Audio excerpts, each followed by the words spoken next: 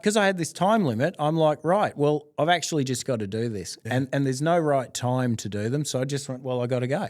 So I went and did it. So I rode a bicycle.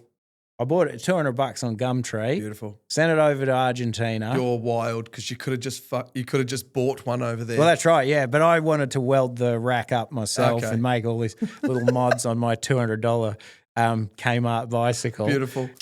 Ushuaia in Argentina. So it's part of the Pan American. So the Pan American Highway, for people that are doing it, goes from Dead Horse or Prudhoe Bay in Alaska. It's sort of got two names. It's the northernmost road in North America.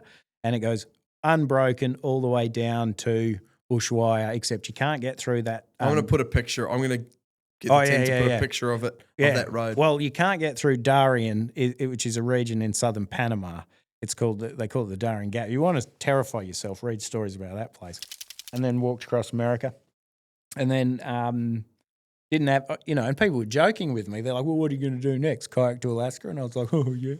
And then, I'm scrolling in on the maps, one night. And I'm like, you can do that. And there's towns along the way.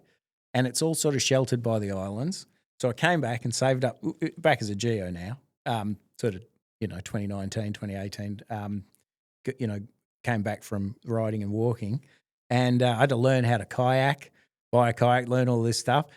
I bought the kayak online from someplace in Canada, had it freighted to Vancouver.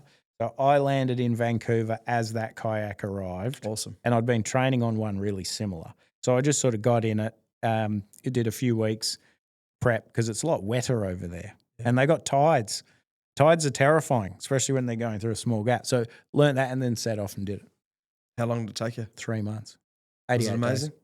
It's hard. Yep. The photos are amazing. You bump into bears all the time over there. You're a dead set wild man. But I tell you what, the orcas, that's the scariest thing. So you're just paddling along in your 17-foot kayak. Yep. And sometimes things in life are bigger than you expect them to be. Yep, for sure. Like I went to Stonehenge once and I'm like, wow, that's bigger than I thought it was going to be, Really? And you go to Uluru and as you're pulling up to it, you're like, that's bigger than I thought it was going to be. Yeah, actually, I haven't been to Uluru. But... Well, that's my first thought when I got there. Because a lot of things, you get there and you go, oh, I thought it'd be bigger. Yeah. I walked into that one. But when an orca comes up not too far from your boat, it's terrifying. The bull males, their fin on the back is like a shimmering black triangle. Really? And you think, geez, I hope they know that I'm here.